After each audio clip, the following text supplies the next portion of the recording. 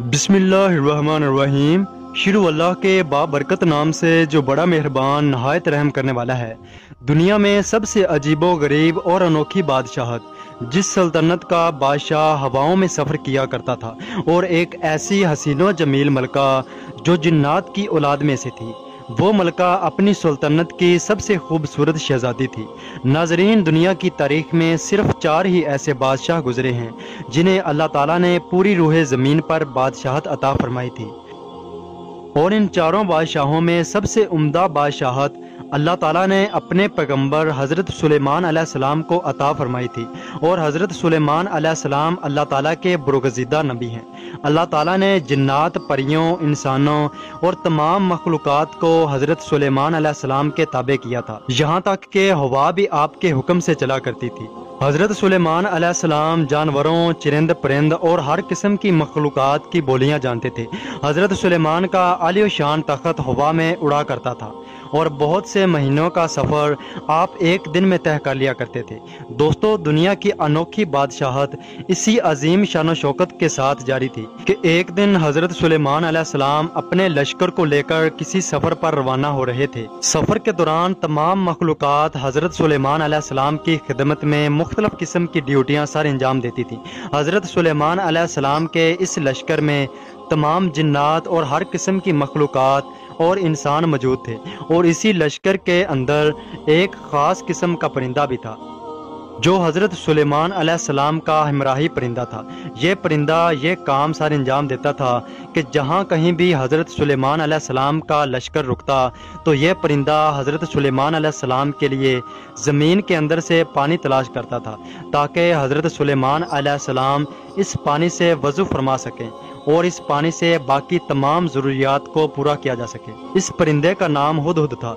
इसकी नज़र में अल्लाह तबारक व तआला ने इस कदर ताकत रखी थी कि यह परिंदा हवा में उड़ते हुए ज़मीन पर निगाह करके पानी को तलाश कर लिया करता था, और पानी जहाँ भी मौजूद होता वहाँ पर हज़रत सुलेमान अलैहिस्सलाम का लश्कर ठहर जाता।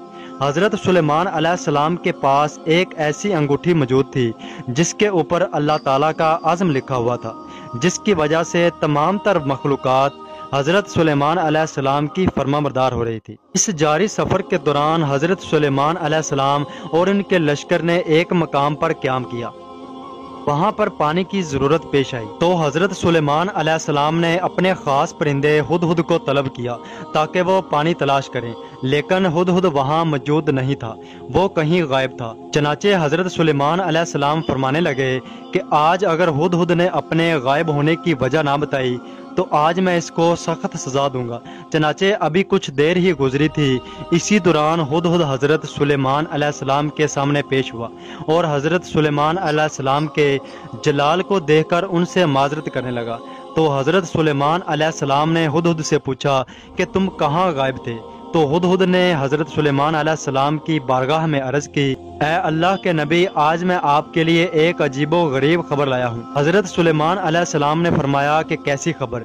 इस पर हुदहुद ने बताया कि आज मैं एक अजीब मुल्क में गया था जहाँ पर एक हसीनो जमील शहजादी रहती थी जिसका नाम बल्कीस है। इस सल्तनत के लोगों को अल्लाह ताला ने बेशुमार नेमतों से नवाजा है, लेकिन फिर भी ये लोग आग और सूरज की परस्तश करते हैं। और इस खूबसूरत हसीनो जमील शहजादी का एक तख्त भी है जो 30 गज लंबा और चौड़ा है। इस तख्त पर खूबसूरत हीरे मोती और जवाहरात जुड़े हुए हैं।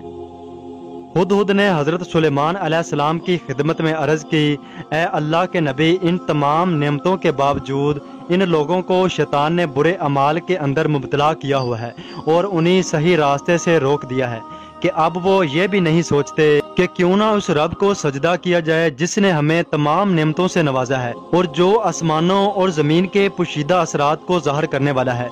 और लोग जो कुछ छुपाते या ज़ाहिर करते हैं अल्लाह ताला सब कुछ जानता है। हज़रत सुलेमान अलैहिस्सलाम अल्लाह ताला के बरगज़ीदा नबी थे। जब उन्होंने ये बात सुनी कि वो कौम अल्लाह ताला के सिवा किसी और की पूजा करते हैं तो हज़रत सुलेमान अलैहिस्सलाम ने उनको इस्लाम की दावत दी और इस मुल्क की मलका के नाम एक ख़त लिखा कि हज़रत सुलेमान अलैहिस्सलाम की तरफ से ये इज़्ज़त वाला ख़त मलका बल्कीस के नाम, और फरमाया कि इंसान को अपनी ताकत और क़ुव्वत पर हरगज़ गरूर नहीं करना चाहिए, बल्कि अल्लाह ताला की बारगाह में झुक जाना चाहिए। حضرت سلیمان علیہ السلام نے اس خط کو تحریر کر کے ہدہد کے حوالے کر دیا اور ہدہد کو یہ حکم دیا کہ اس خط کو ملکہ بلقیس کے حوالے کر دے۔ چنانچہ حکم پاتے ہی ہدہد خط کو لے کر ملکہ بلقیس کے محل میں جا پہنچا۔ ملکہ بلقیس اس وقت اپنے عالی شان محل میں آرام فرما رہی تھی۔ ہدہد روشن دان کے راستے میں ملکہ بلقیس کے محل میں داخل ہو گیا اور حضرت سلیمان علیہ السلام کا وہ خط ملکہ بلقیس کے سینے پر رکھ کر واپس لوٹ آیا۔ چنانچہ ملکہ بلقیس کی جب آنکھ کھلی تو وہ یہ خط دیکھ کر پریشان ہو گئی۔ جب ملکہ نے خط پڑھا تو اپنے حواریوں سے حضرت سلیمان علیہ السلام کے بارے میں دریافت کرنے لگی کہ یہ کون سا بادشاہ ہے اور کہاں رہتا ہے۔ چنانچہ درباریوں نے ملکہ بلقیس کو بتایا کہ حضرت سلیمان علیہ السلام بہت ہی طاقتور اور جلیل و قدر بادشاہ ہیں، جو خود کو اللہ تعالیٰ کا پیغمبر کہتے ہیں اور لوگوں کو اسلام کی طرف بلاتے ہیں۔ یہ سننے کے بعد اس خط کے متعلق ملکہ بلقیس نے اپنے درباریوں سے رائے لی کہ آخرکار اس خط کا کیا جواب دینا چاہیے۔ چنانچہ درباریوں نے ملکہ بلقیس کو یہ مشورہ دیا کہ ہمیں حضرت سلیمان علیہ السلام سے کسی قسم کا کوئی خوف نہیں کھانا چاہیے، کیونکہ ہمارے پاس بہت سا جنگ کا ساز و سامان ہے۔ اگر انہوں نے ہمارے ملک پر حملہ کیا تو ہم بھی پیچھے نہیں ہٹنے والے، ہم بھی ڈٹ کر مقابلہ کریں گے۔ اس کے باوجود جو آپ مناسب سمجھیں وہ فیصلہ آپ کر لیں۔ اس طرح ملکہ بلقیس نے درباریوں کی تجاویز سن کر کہا، بے شک ہم طاقتور قوم ہیں، لیکن یہ کسی معاملے کا حل نہیں کہ فوراً جنگ کے لیے تیار ہو جانا چاہیے۔ چنانچہ اس کے بعد ملکہ صاحبہ نے اپنے درباریوں کے ہاتھوں حضرت سلیمان علیہ السلام کی طرف بیش قیمت تحفے بھیجے۔ ان بیش قیمت تحفوں کو بھیجنے کا حقیقی مقصد یہ تھا تاکہ حضرت سلیمان علیہ السلام کی نبوت کا اندازہ لگایا جا سکے کہ وہ سچ میں اللہ تعالیٰ کے ایک سچے اور نیک نبی ہیں یا محض ایک بادشاہ ہیں۔ اگر تو وہ اللہ تعالیٰ کے سچے نبی ہوئے تو وہ ان تحفوں کو قبول نہیں کریں گے، کیونکہ اللہ تبارک و تعالیٰ کا نبی ان تمام چیزوں سے بے نیاز ہوتا ہے، اور اگر وہ بادشاہ ہوگا تو وہ ان تحفوں کو قبول کرے گا۔ چنانچہ اسی طرح ملکہ صاحبہ کا حکم پا کر چند درباری بیش قیمت تحائف کے ساتھ حضرت سلیمان علیہ السلام کی بارگاہ میں حاضر ہوئے اور حضرت سلیمان علیہ السلام کی بارگاہ میں وہ تحفے پیش کر دیے۔ حضرت سلیمان علیہ السلام نے ان تحفوں کو قبول کرنے سے انکار کر دیا اور حضرت سلیمان علیہ السلام نے ارشاد فرمایا کہ تم لوگ جن تحفوں کے ذریعے مجھے بہلانے کے لیے آئے ہو، ان سے بھی زیادہ نعمتیں اللہ تعالیٰ نے مجھے عطا کی ہوئی ہیں، اور ان تحائف سے کہیں زیادہ اللہ تعالیٰ نے مجھے مال و دولت سے نوازا ہے۔ میرے نزدیک دنیا کے مال و دولت کی کوئی اہمیت نہیں، اور مال و دولت کو جمع کرنا میرا مقصد نہیں، بلکہ میرا مقصد اللہ تعالیٰ کے دین کو بلند کرنا ہے۔ اور میری یہ تمنا ہے کہ تمام مسلمان اللہ تعالیٰ کے احکامات کی پیروی کریں اور اللہ تعالیٰ کی وحدانیت کو قبول کر کے اللہ تعالیٰ کی خوب عبادت کریں۔ اس طرح حضرت سلیمان علیہ السلام نے ان درباریوں سے کہا کہ ملکہ بلقیس سے جا کر کہیں کہ اللہ تعالیٰ کے دین پر ایمان لے آئے اور میرے دربار میں حاضر ہو جائے۔ اگر ان لوگوں نے ایسا نہ کیا تو میں ضرور ان لوگوں کے ساتھ جنگ کروں گا۔ وہ درباری واپس لوٹ گئے اور ملکہ بلقیس سے جا کر حضرت سلیمان علیہ السلام کی شان و شوکت کے بارے میں بتایا۔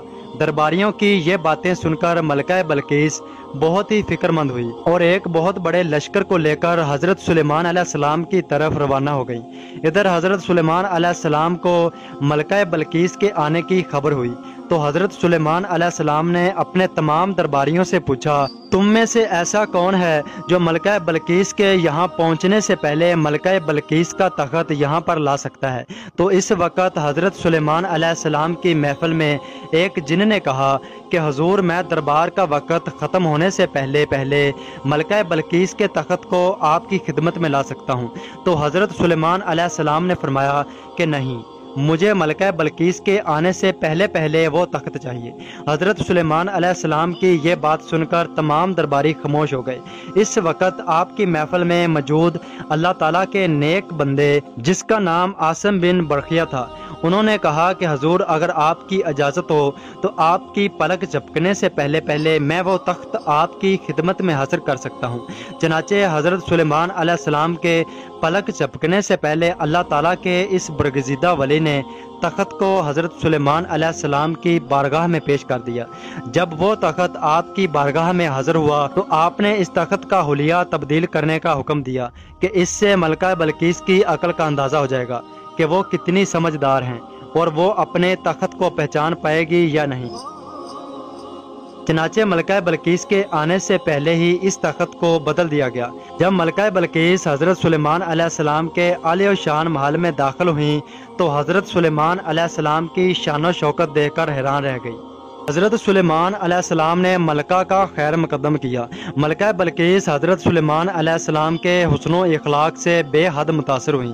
ملکہ بلقیس کے سامنے جب اس تخت کو لایا گیا تو وہ فوراً ملکہ بلقیس نے اپنا تخت پہچان لیا اور حضرت سلیمان علیہ السلام سے کہنے لگی کہ یہ تو میرا تخت ہے، اور اس عجیب و غریب منظر کو دیکھ کر اپنے دل میں سوچنے لگی کہ جو شخص اتنی دور سے اس تخت کو یہاں لا سکتا ہے بے شک وہ اللہ کا سچا نبی ہے۔ حضرت سلیمان علیہ السلام کے اس شان و شوکت والے معجزے کو دیکھ کر، حضرت سلیمان علیہ السلام کا نیک اخلاق اور خلوص دیکھ کر ملکہ بلقیس اللہ تعالیٰ کی وحدانیت پر ایمان لے آئی، اور اس طرح اللہ تعالیٰ نے حسین و جمیل شہزادی کو ایمان کی دولت سے نوازا۔